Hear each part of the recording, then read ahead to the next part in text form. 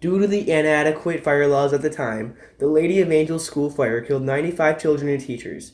Tragically, many children were burned alive and killed. This fire started in 1958 due to a child who set matches in their wastebaskets in the basement of the school.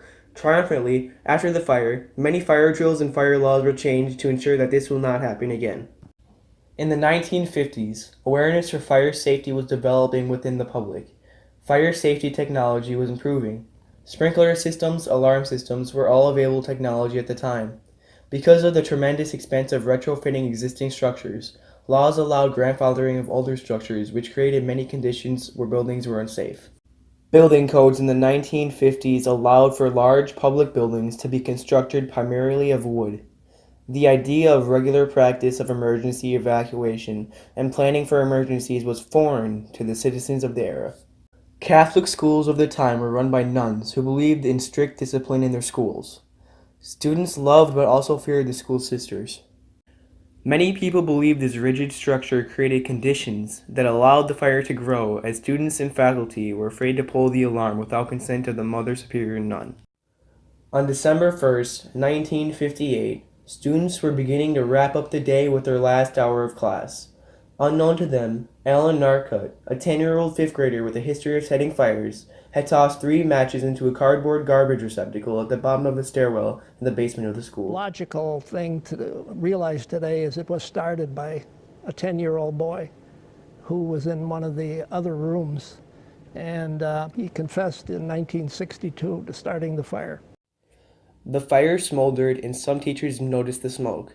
The teachers made an attempt to contact Mother Superior and get permission to pull the fire alarm, but couldn't find her. They evacuated their own classrooms but did not warn anybody else. The fire slowly crept up the stairwell, unchecked by doors on the second floor, and quickly ran through the hallway of the upper level. Students and teachers began to notice warmth in their classrooms. The nuns asked their students to open the doors for ventilation, and that is when they saw the black, acrid smoke and the heat in the hallway.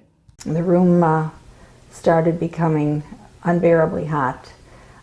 It was becoming impossible to see. It was very black. And the light fixtures that we had exploded, and the shards of glass just rained down on us. We all hit the floor screaming. By this time, it was too late to evacuate. The only choice was to jump out the windows from a second-story building, which would potentially kill the students anyways.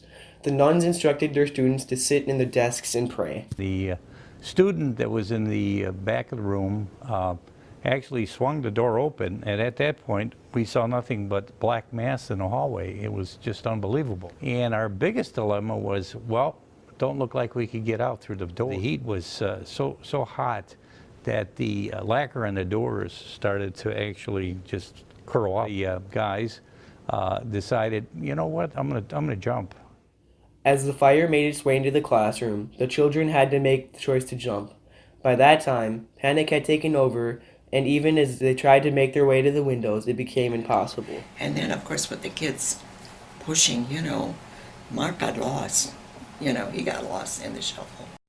It took 20 minutes before anybody reported to the fire department, and when they did contact Chicago Fire, they reported the wrong location of the fire, which caused a delay in fire suppression. When the fire trucks came, they came in the front of the school, and they thought that's where the fire was. Then, of course, people were coming and said, no, it's in the back of the school. And so they had to turn their trucks around to go back there where the alley was. Firefighters met difficulty because of the delayed report, wrong location. The building was intensely involved in the fire, making entry difficult. Due to the age of the building, the roof had been repaired numerous times, which made topside ventilation impossible, as firefighters could not penetrate through the thick tar of the roof and allowed the heat to escape. Once firefighters were able to begin suppressing the fire and entering the building, the true scope of the tragedy became apparent. The death of 93 children, most in their desks with their hands crossed, and 3 nuns were waiting behind the classroom doors.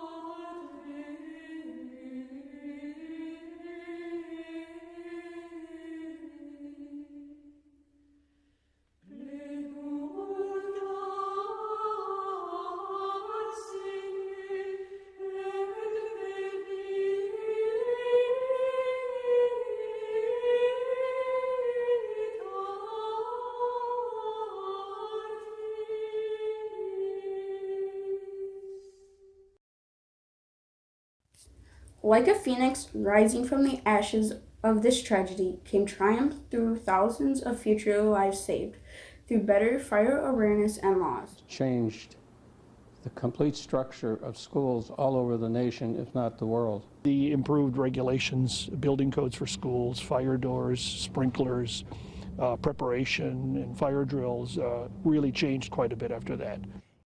The City of Chicago Coroner's Office came out with specific recommendations to stop further fire tragedies. Mandatory sprinklers and alarm systems were added for further safety. Fire-rated floors, fire drills, fire extinguishers, and stairwell fire doors were also added. These laws ensured lives lost were not in vain.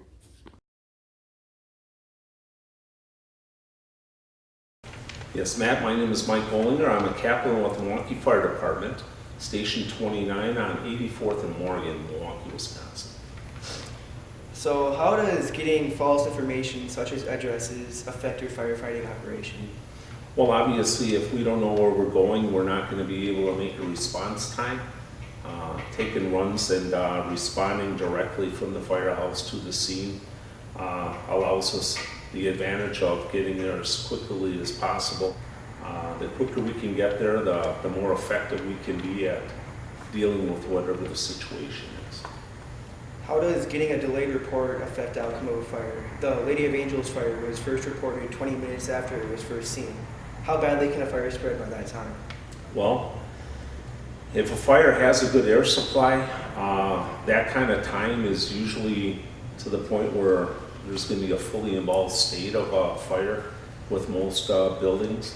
A school being a big building, if there's a lot of airflow, 20 minutes is going to be just devastating our efforts. What have been some of the later advances in firefighter equipment since the fire? So in '58, I got to tell you that they just started to run pumps on engines. Their pumps weren't very adequate. I'm thinking maybe a 500 gallon per minute pump is probably all they had. I can tell you that all of the firefighters that were responding back then had no personal protective equipment as far as respiratory protection. The turnout gear, the bunker coat, the bunker pants, the helmets are substantially better than they were back then. I can tell you that there were rain suits back then with leather gloves. Our ability to go ahead and get a line charge once we come on the scene probably around 1 to 2 minutes. So I can understand the tragedy that occurred back then. And do you think with this modern equipment that we have today, do you think the fire outcome will be different? Well, I can tell you that right now with the codes that are in place, you have to do a monthly fire drill in schools. The fire department has to witness 2 of those per year. If there's a smoke situation, that's going to go ahead and activate the alarm system as opposed to somebody having to manually do that. Right now, all of the doors in the stairways should have self-closing doors to go ahead and contain and confine that fire. What happened there did change a lot of things, especially fire drills and the way the schools look at fire response. Thank you for You're welcome. everything. Really nice to meet you. Nice to meet you.